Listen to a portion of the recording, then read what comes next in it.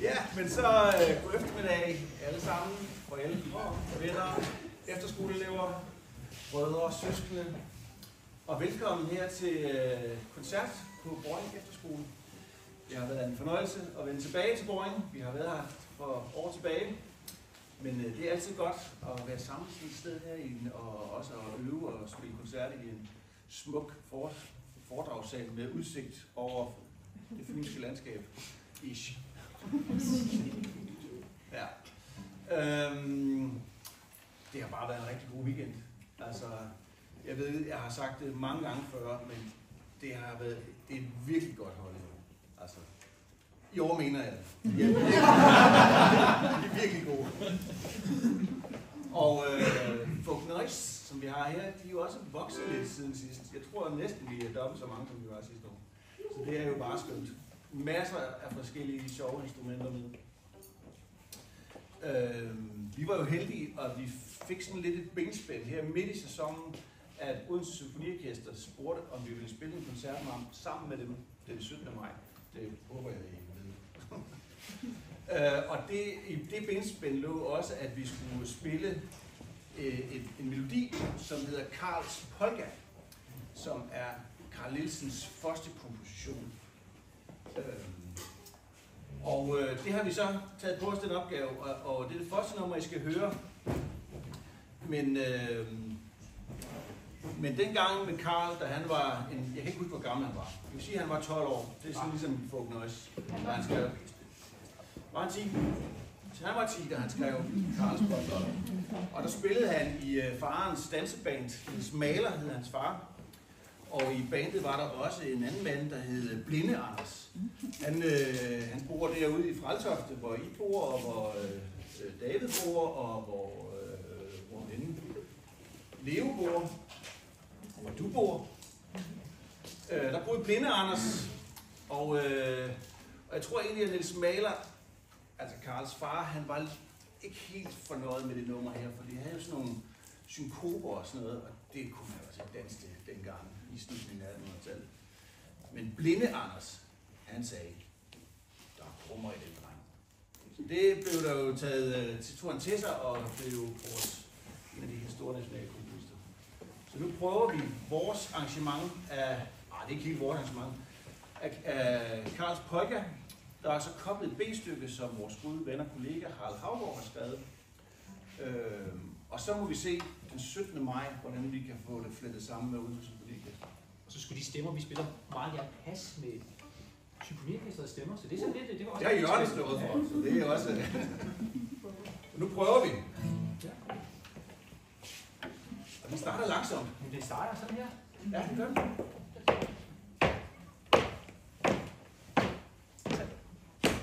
Thank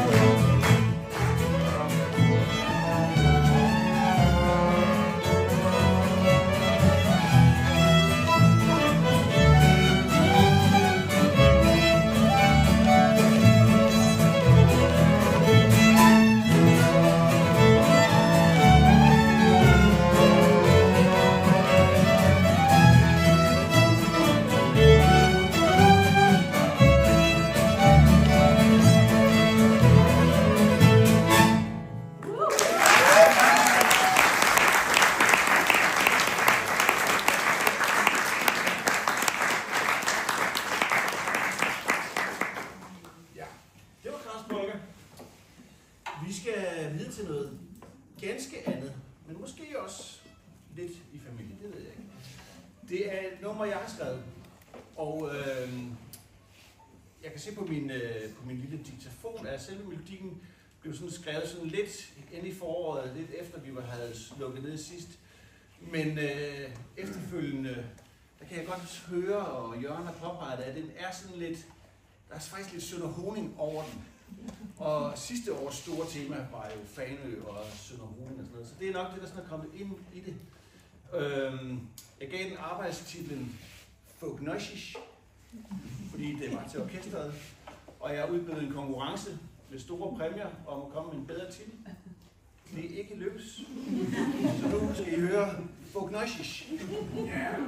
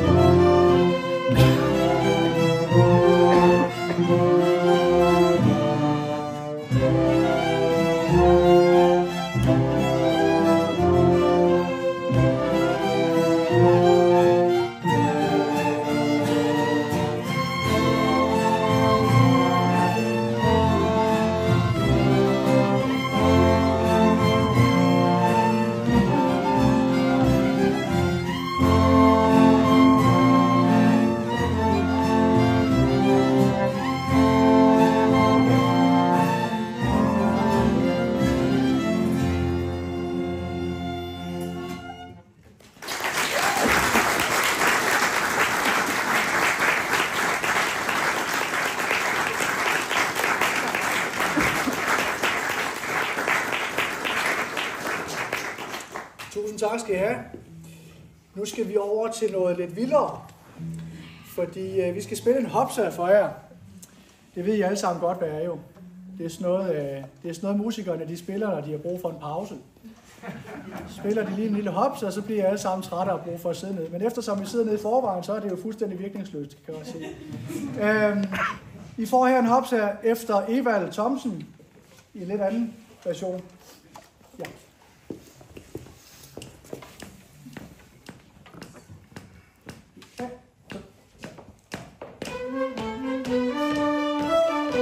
Ja, nu var det!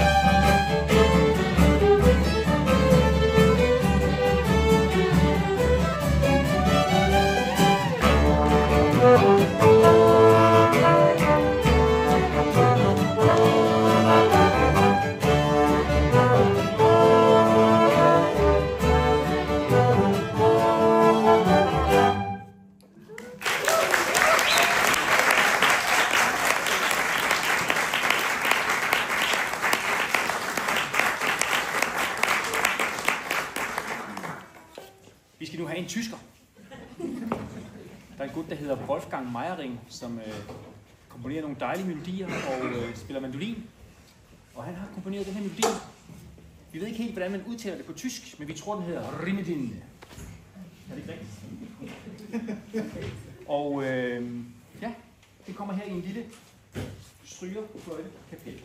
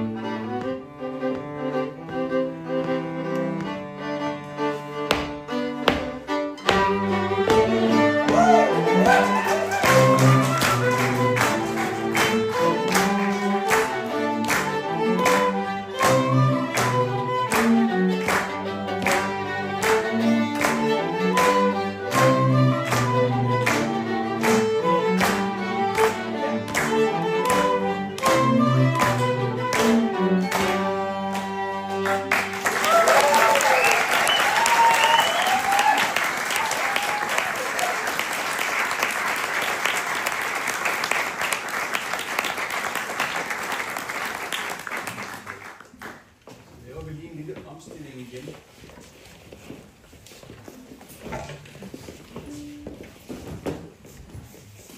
Nu skal vi nemlig have nogle sangere på banen. Vi skal spille et nummer, som det hedder Den Blinde Spillemand.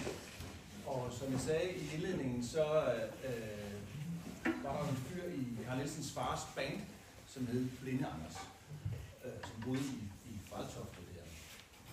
Og den her sang, den er sådan lidt en ode til Blinde Anders. Sangen er sådan en lille bitte del af det værk, der hedder Fynsk Forår. Og der har jeg sådan trukket den ud af og bygget lidt på, men melodierne og teksten og også delearrangementet er Carl Nielsen, som har stykket sammen på en lidt lille. Så nu prøver vi Den Blinde Spillemand.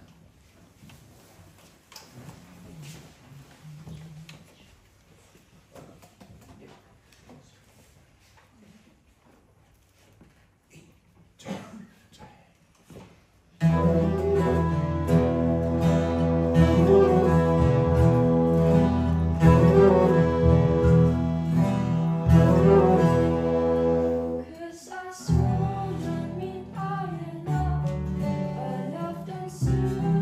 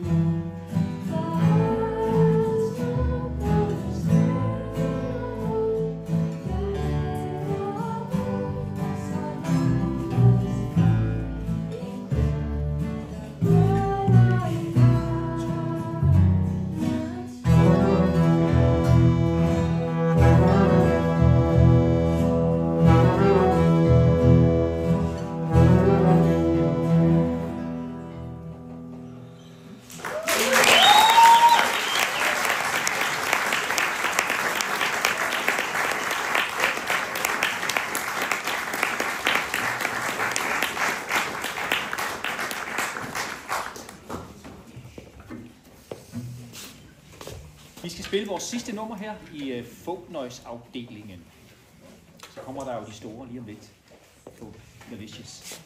Men vi vil slutte med et rigtig banger-nummer, som hedder Diesel Scottish. Og det er fordi, hvis man kan danse og synes, det er fedt at danse pardans, så er noget af det fedeste, det er jo en diesel.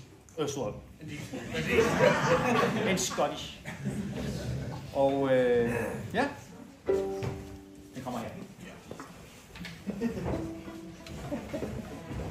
Så I skal selvfølgelig bare danse. Det har vi aftalt, det herovre, det foregår. Men tusind tak for at låne jeres skønne unger. Det har været sådan en hyggelig oplevelse at være sammen med dem. 1, 2, 1.